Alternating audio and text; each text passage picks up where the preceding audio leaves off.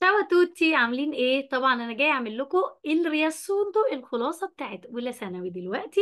وهنشوف على طول الجرامر بتاع الوحده الرابعه. احنا طبعا اخدنا الترم ده الرابعه والخامسه والسادسه، الثلاث وحدات اللي عليهم الدور. الوحده الرابعه الثالثه كانت بتختتم بالمضارع، والرابعه كملت بيه. تعالوا يلا على طول ندخل في الجرامر بتاعنا ونشوف ازاي كنا بنتعامل معاه. انا هقول الخلاصه، يعني هقول لك كده زي ما بيقولوا اللبه اللي بتحل بيها الجمله على طول. يلا بينا نشوف مع بعض كده. لو الفعل عندي في المضارع، انتوا الاول قبل اي حاجة لازم تكونوا بتعرفوا تحددوا الفاعل بتاع الجملة. يعني ايه تحددوا الفاعل؟ يعني تشوفوا الفعل اللي قدامكم ده. لو كان ايو يعني انا، ان انا لازم اشوف الايو كده مكتوبة قدام عيني، ما يبقاش فيه اي حاجة غيرها. في الحالة دي بروح على طول مصرف الفعل اللي في نهايته او، يعني بختار تصريفات الافعال وانا بقرأ الاختيارات كده. هلاقي ان مع الايو بينتهي بحرف الاو. طب التو يعني انت، هتلاقي اسم مفرد وجنبه الفيرجولا. الفيرجولا دي او الكومة دي معناها يا فلان، اكني بنادي على شخص قدامي. فما بقول كارلو، انا في الصوت باين ان انا بنادي، لكن في الكتابة هعرف من العلامة دي. طيب بعد كده عندي اللوي لاي اللي هي معناها هو او هي، ودي بتساوي اسم مفرد. يعني انا لو ما لقيتش اللوي واضحه قدامي بلاقي ان انا مكتوب كارلو، ماريو، باولو، يبقى هو بيقول كارلو بيذاكر بيعمل بينام، انا كده فهمت على طول. عندي بعد كده النوي، بلاقي ايو ايه اسم. ايو ايه اسم يعني انا ومعايا حد، يعني الايو لو جت لوحدها والنقط وراها على طول يبقى دي انا. لكن لو لقيت انا و الايه دي معناها واي، خلي بالكم منها كويس جدا. اول ما تشوفها بعد الايه يبقى على طول انت هتصرف مع النوي. او الاقي العكس، اقول مثلا اسم اد ايو، الناس ما بتاخدش بالها لما بتيجي بالشكل ده. لما اقول مثلا كارلو اد ايو يعني كارلو وانا، لا فاميليا اد ايو يعني العيله وانا، كده على طول بترجمها ان كده نوي. وفي حاله النوي احنا لازم نصرف الفعل اخره مقطع ايامو. هلاقيني بختار من الاختيارات المقطع ياما. طب ما قلتيش ان التو بتنتهي ازاي؟ هقول لك التو كانت بتنتهي على طول بالاي. لو الناس طبعا متابعه منهج من الاول هتفتكر الكلام ده. ان انا اول ما بلاقي اسم مفرد وفيرجولا تو بختار التصريف بتاع الفعل نهايته حرف الاي. يا جماعه انا بتكلم في افعال مش اسماء، عشان الناس ما تدخلش تعمل لخبطه في دماغها. انا بقول فعل. فعل لو كان مع الاي بختار او، لو كان مع التو بختار حرف الاي في نهاية الفعل. طب مع اللوي ليه بختار يا اما الاه لو موجودة او الاي، واحدة منهم. طب هما ليه شكلين؟ هقول لك عشان احنا خدنا ان في مجموعة اولى اري بيبقى نهاية الفعل مع اللوي ليه بالاه، زي جوكاري جوكا، زي مثلا بارلاري بارلا، كده متصرف مع اللوي ليه. او بالمجموعه التانية والتالتة زي فيديري يرى، فيدي. فانا بلاقي يا ده يا ده، مش هيجي لي اكيد الاتنين لانه بيبقى الاختيارات كلها جايه لك على فعل معين، يلعب او يذاكر او ينام على حسب جملتك. فانا بقول لك ان انت بتشوف لو موجود الاه او الايه تبقى على طول دي تخص اللوي ليه. نرجع تاني للنوي اللي كنا بنتكلم عنها، قلنا بلاقي مقطع ايامه. طب حلو جدا. بعد كده عندي الفوي، ان انا الاقي فوي. ايه البديل بتاع الفوي لو مش مكتوبة صريحة؟ ان انا الاقي اسم، الاقي معايا في الاختيارات اسم جمع. بس لا، اسم جمع وجنبه نفس العلامة اللي احنا لسه قايلين بمعنى يا. هي لما جت في المفرد اسم مفرد وفيرجولا دي كان معناها انت. دلوقتي انا لما اجي اقول رجعتي واعمل جنبها فيرجولا كده، يبقى على طول انت فهمت ان الفيرجولا دي معناها يا شباب، يبقى هو بينادي حد قاعد قدامه. في الحالة دي هصرف مع الفوي. طب انتوا فاكرين تصريفات الفوي كانت ايه؟ التصريفات مع الفوي كانت اخرها آتي او ايتي او ايتي على حسب المجموعة اللي انت بتتكلم فيها.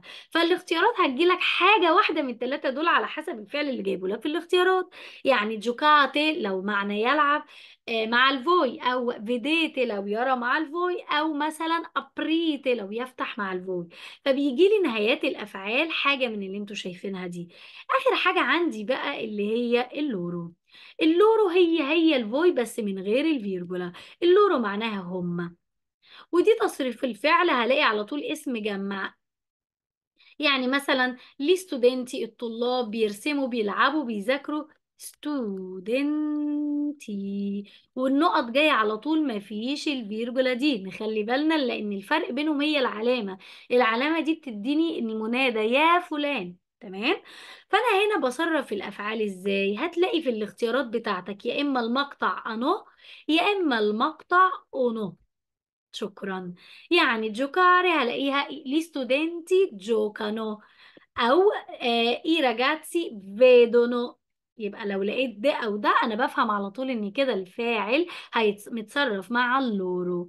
دي اهم خطوة هتمشي معاك لحد تالتة ثانوي، ان انا اعرف احدد الفاعل.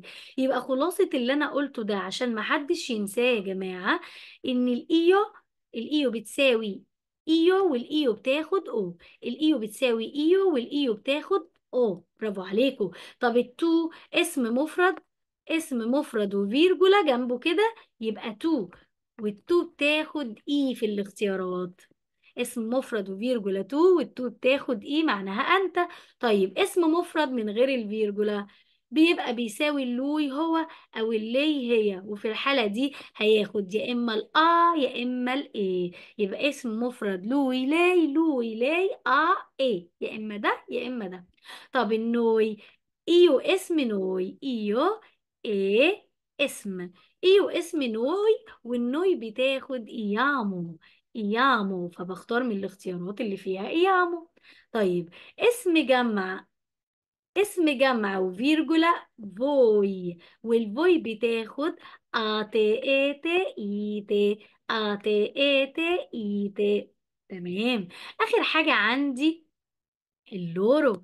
اللورو اسم جمع من غير الفيرجولا، واللورو بتاخد انو او اونو. ده كده خلاصة المضارع بكل بساطة.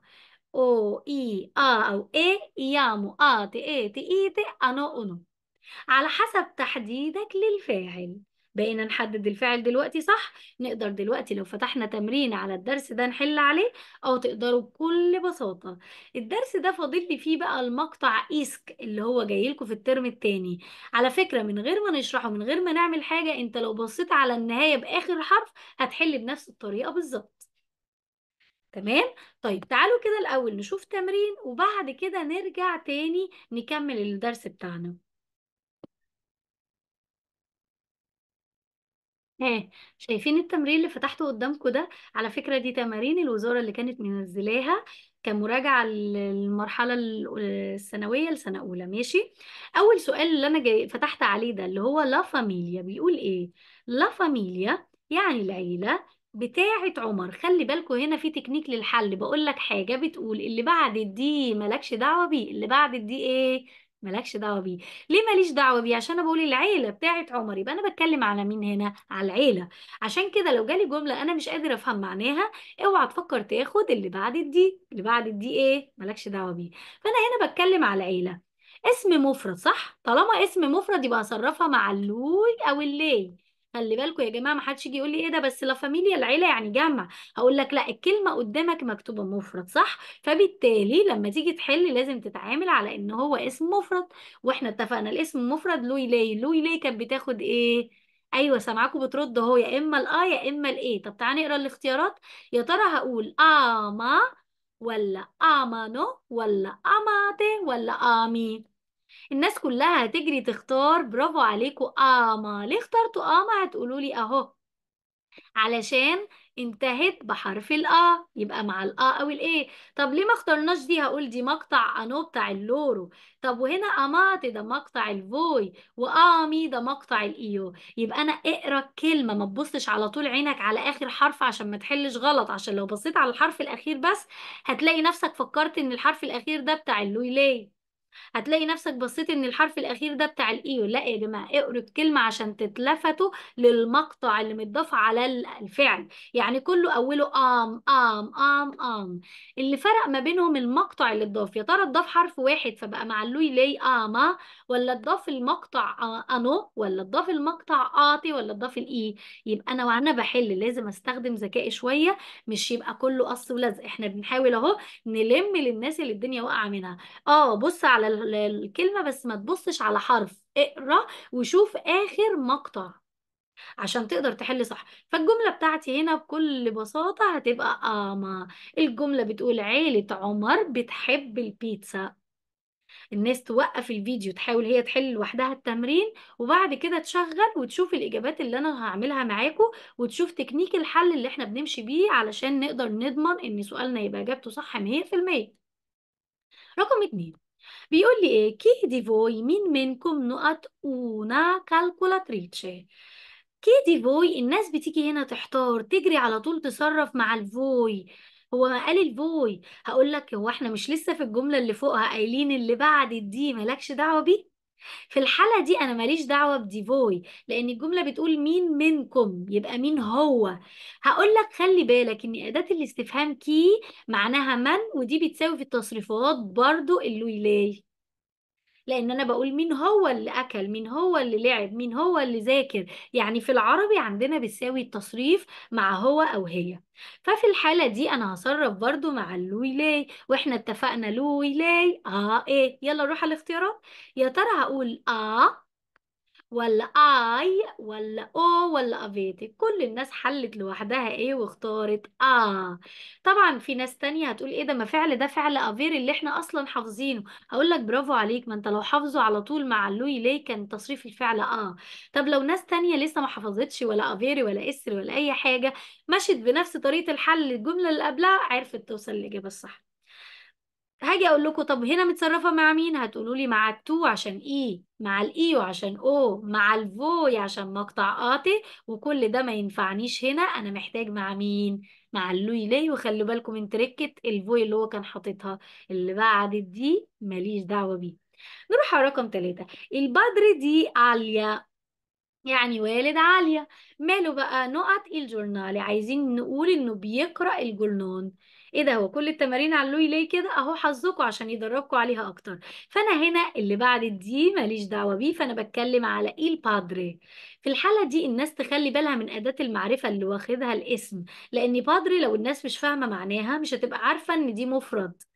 فالأداة إيل معرفاني على طول إن ده اسم مفرد. اسم مفرد لوي لاي، لوي لاي ها أو إيه. طب هنا هقول ليجي، لا دي مش ولا ولا إيه، أهي ليجي دي إجابتي الصح. يبقى أنا في اللي فوقها كانت وهنا كانت بالإيه عشان إحنا اتفقنا اللوي لاي يا إما يا إما إيه. طبعا هنا ليجونو المقطع ده بتاع اللورو، وليجيتي المقطع ده بتاع الفوي، ما ينفعونيش هنا. والجملة بتقول والد عليا بيقرأ الجورنان. طيب اللي بعد كده رقم 17. وعنده نقط راجاتسي. ده حط سؤال بمتى، وهنا ده لسه انا ما عرفتش مين الفاعل، لانه المرة دي جاب الفاعل من ورا، رماه في اخر الجملة، يعني سأل وقال يا شباب. زي لما اقول هو امتى، عايزه اقول امتى هتوصلوا يا شباب، او اقول يا شباب انتوا هتوصلوا. يعني انا ممكن انادي وبعدين اسال، او اسال وبعدين انادي. فخلي بالكم ان احنا قلنا اسم جمع وفيرجولا فوي، لما يجي في شكل السؤال بتلاقي الفيرجولا جت قبل الاسم الجمع. طالما حط الفيرجولا قبل اسم الجمع من اخر كده، بيبقى في حاله السؤال هي برضو بتساوي مين؟ بتساوي الفوي. فانا جملتي دي هحلها مع الفوي. طيب يبقى كواندو نقط راجاتسي. يا ترى الفوي كانت بتاخد ايه؟ لو نفتكر كانت بتاخد تي او ايتي او ايتي. ففي الحالة دي هنحل على طول الريباتي. يبقى كواندو الريباتي راجاتسي، هتوصلوا امتى يا شباب؟ اتصرفت مع الفوي. طب نرجع لدول، انو كانت بتاعت اللورو ما تنفعش، الاي بتاعت التو ما تنفعش، بتاعت اللويلي ما تنفعش. الناس اللي لسه فاتحه الفيديو او حاجه لازم تشوف الحلقه من اولها، لازم تشوف الاول ازاي بحدد الفاعل، وتفهم الجزئيه دي كويس جدا، وازاي بشوف نهايه الافعال، وبعدين اجي على طول عشان افتح صفحه التمرين واوقف الفيديو واحل كده خطوه خطوه. والناس اللي اول مره تتابعني لو حاسه انها فاهمه كده، على طول تعمل شير لاصحابها عشان يبداوا يدخلوا يستفادوا من الفيديو ده ويتعلموا منه، علشان نفيد بعضنا يا جماعه. نروح على رقم 18. إيمان. إيمان وفيرجولا، اسم مفرد وفيرجولا تو، يبقى هنصرف الفعل مع التو على طول كده. دوفي أين إيه؟ عايزة أقول لها أنت بتشتغلي فين؟ يا ترى مع التو هقول لابورا؟ طبعا لا، دي كانت اللوي لاي. أمال كانت نهاية التو إيه؟ برافو عليكم، إيه. يبقى دوفي لافوري، أنت أين تعملي؟ بتشتغلي فين؟ وصلت؟ فهمناها؟ طيب باقي التمرين ده من أول 19 20 21 22 حلوا لوحدكم وحطوا لي الإجابات في الكومنتات عشان نشوف الناس فعلا عرفت تحل صح ولا لأ. طيب أنا دلوقتي هوقف الفيديو، هطلع فاصل وهرجع، هتلاقوا الإجابات قدامكم على الشاشة عشان تتأكدوا انتوا حليتوا صح ولا غلط، مش هشرح فيها تاني عشان نشوف حاجة جديدة. Gli studenti نقط la lezione. Io e il mio amico adoriamo عشان io e il mio amico noi. عادل è verbo essere عشان lui، وهنا gli studenti loro. هنا لوتشو e يو هيبقى loro، واللورو هتاخد studiano. يبقى أنا كده حلينا باقي التمرين.